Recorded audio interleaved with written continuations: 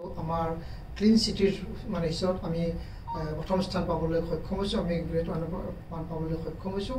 আৰু এটা আমি মানে পুৰস্কৃত হ'ব পাৰিছোঁ যে সমগ্ৰ উত্তৰ পূৰ্বাঞ্চলৰ যি কেপিটেলৰ ভিতৰত আমি 100% ক্লিন চিটি হিচাপে কেপিটেল হিচাপে পাবলৈ সক্ষম হৈছোঁ।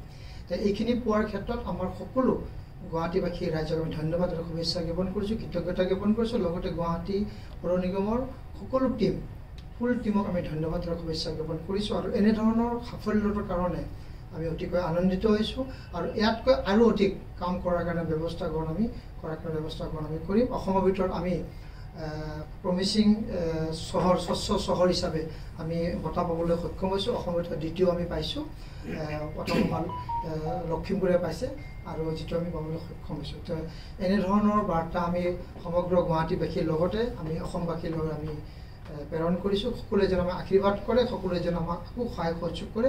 গুৱাহাটীখন পৰিষ্কাৰ কৰি থকাৰ ক্ষেত্ৰত আমাৰ যেনে গুৱাহাটী পৌৰ নিগমসমূহ বিষয়া কৰ্মচাৰী পাৰিষদসকলে যি কষ্ট কৰিছে, তাত যেন সকলো নাগৰিকো আমাক যেন সহায় কৰে।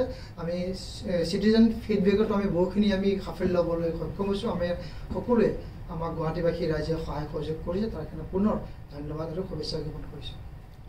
এইটো আপুনি